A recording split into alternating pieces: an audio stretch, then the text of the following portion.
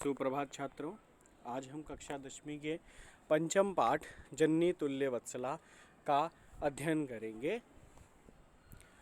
प्रस्तुतोऽयं पाठः महाऋषि वेदव्यास विरचितस्य ऐतिहासिकग्रन्थस्य महाभारतान्तर्गतस्य वन पर्व इत्यतः गृहीतः।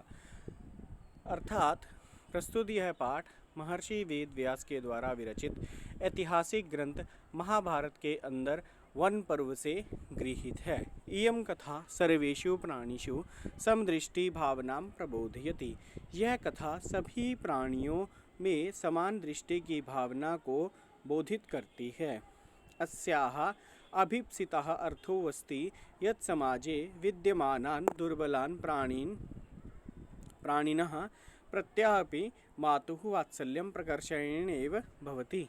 अर्थात इस कथा का जो मुख्य अर्थ है वह है कि समाज में विद्यमान दुर्बल प्राणियों के प्रति माता का प्रेम विशेष रूप से अर्थात प्रकर्षणेव बहुत ही अधिक होता है।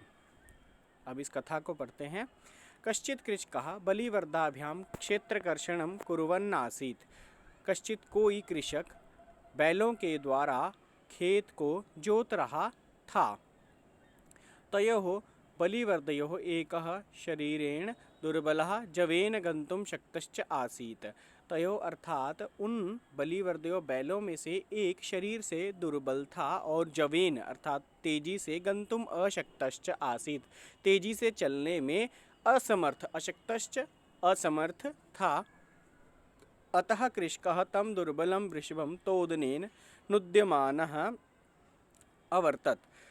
अतः इसलिए कृषक किसान उस दुर्बल वृषभ को बलपूर्वक अर्थात बहुत ही जोर से नुद्यमाना धकेल रहा था चलने के लिए। सह ऋषभः हलमुढ्वा गन्तुमशक्तः क्षेत्रे पपात।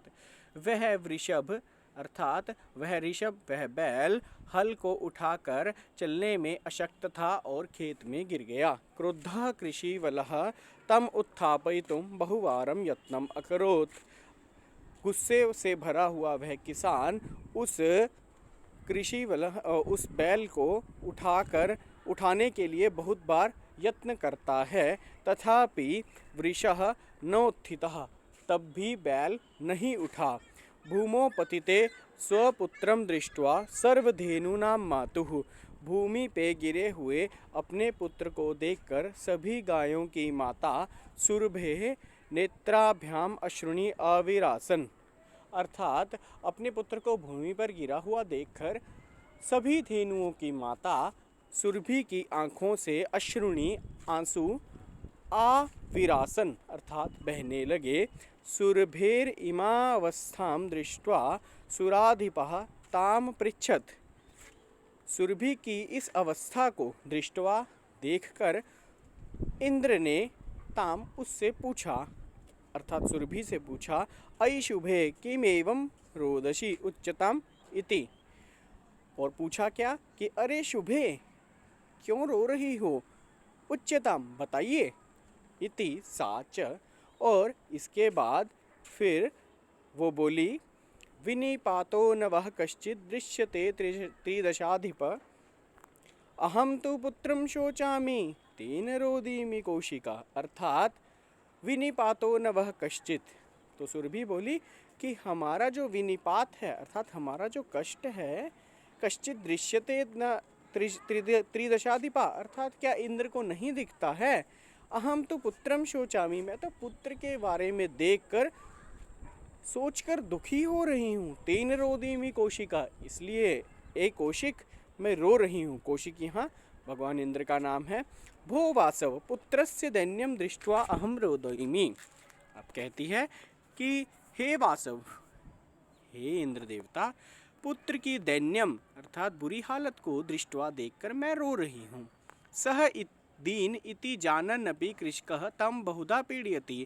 वह कमज़ोर है यह जानते हुए भी किसान उसको बहुत ज़्यादा पीड़ा दे रहा है। सह कृच्छ्रेण भारम उद्वहति, वह बहुत मुश्किल से भारम उद्वहति भार को उठाता है। इतरमिव दूरम वोढ़ुम सह न शक्नोति। इतरमिव अर्थात दूसरों की, इव अर्थात तरह, दूसरों की तरह वह धुरम अर्थात जो बैल को गाड़ी से जोड़ने के लिए जो गाड़ी का भाग बैल के ऊपर रखा जाता है उसे धुरम कहते हैं, उस धुरे को वोढ़ुम उठाकर सह न शक्नोति, वह नहीं उठा सकता है। एतत् भवान पश्यति न, क्या यह आप नहीं देखते हैं? इति प्रत्यवोचत, ऐसा उसने सुरभि ने इंद्र से कहा। भद्रे नूनम सहस्राधिकेषु पुत्रेषु सत्सु अपि तव अस्मिनेव एतादृशं वात्सल्यं कथम् इति इंद्रेण पृष्ठः सुरभिः प्रत्यवचत। अर्थात सुरभि से फिर इंद्र ने पूछा, इंद्र के द्वारा जो पूछा गया कि भद्रे, अरे भद्रे, नूनम ठीक है, लेकिन इतने सारे हजारों पुत्रों में से हजारों पुत्र होने पर भी तब तुम्हारा अस्मिनेव इसमें ही एतादृशम इस प्रकार का वात्सल्य कैसे है? इति इंद्रेण पृष्ठा, यह इंद्र के द्वारा पूछा गया। सुरभि ही प्रत्यवचत, और सुरभि ने फिर जवाब दिया, यदि पुत्र सहस्त्रम में सर्वत्र सममेव में दीनस्य तु सतः शक्र पुत्रस्य अभ्यधिका कृपा। अर्थात यदि हजारों पुत्र मेरे हैं सर्वत्र सममेव में, और सभी मेरे लिए समान ही हैं, दीनस्य तु सतः शक्र पुत्रस्य अभ्यधिका कृपा। अर्थात चाहे मेरे हजारों पुत्र हैं और सभी मेरे लिए समान हैं, लेकिन जो दीन पुत्र है, हे शक्र, हे इंद्र, उसके लिए मेरा प्रेम अधिक है। अर्थात जो कमज़ोर है उसके लिए माँ अधिक प्यार करती है। बहूनि अपत्यानि में सन्ति इति सत्यम, बहुत सारे मेरे बच्चे हैं, मेरी संतानें हैं, यह सत्य है। तथापि अहम एतस्मिन् पुत्रे विशिष्य आत्मवेदनाम अनुभवामि। तथाप्य अर्थात तब भी अहम एतस्मिन्, मैं इसमें अर्थात इस पुत्र में विशिष्य विशेष रूप से कुछ दर्द अनुभव करती हूँ। यतो ही अयम अन्येभ्यो दुर्बला, क्योंकि यह दूसरों से कमज़ोर है। सर्वेषु अपत्येषु जननी तुल्य वत्सला एव, सभी संतानें जननी के लिए तुल्य होती हैं, तथापि अर्थात बराबर होती है। सभी जो संतानें होती हैं उसके प्रति माँ का जो भाव होता है वह समान रहता है। तथापि दुर्बले सुते मातुः अभ्यधिका कृपा सहजेव, तब भी दुर्बल पुत्र में माँ की अधिक कृपा सहज ही होती है। इति, इस प्रकार से सुरभि वचनम श्रुत्वा भीष्म विस्मितस्य खंडलस्यापि हृदयम अद्रवत्। अर्थात सुरभि के वचनों को सुनकर बहुत अधिक आश्चर्यचकित अर्थात विस्मित हुए आखंडल अर्थात इंद्र भी अपने हृदय को अद्रवत भर लिए, मतलब कि उनका हृदय भी जो है द्रवित हो गया। सच तामेवं सांत्वयत, अर्थात उन्होंने भी, इंद्र ने भी उसको, ताम अर्थात उसको, किसको, सुरभि को सांत्वना दी। असांत्वयत गच्छ वत्से सर्वं भद्र जायेत, अर्थात जाओ भद्र, सब कुछ अच्छा हो जाएगा, अरे सब बढ़िया हो जाएगा, जाओ चिंता मत करो। अचिरादेव चंडवातेन, बिना समय देर किए हुए अर्थात बिना वक्त लगाए, चंडवातेन मेघरवेश्च सह प्रवर्षः समजायत, अर्थात एकदम से बिना समय गंवाए बहुत तेज हवा के साथ बादलों की गड़गड़ाहट के साथ वर्षा हुई।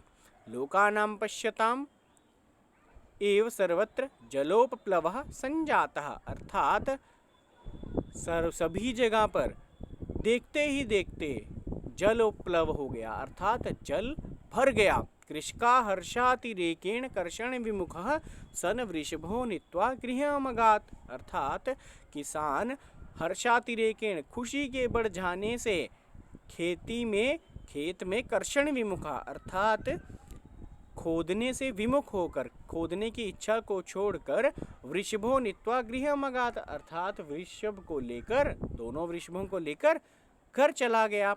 अपत्येषु च सर्वेषु जननी तुल्य वत्सला पुत्र दीने तु सा माता कृपाद्र हृदया भवेत, अर्थात अपत्यों में, सभी में, अर्थात सभी अपत्यों में माता जननी तुल्य वत्सला समान प्रेम वाली होती है।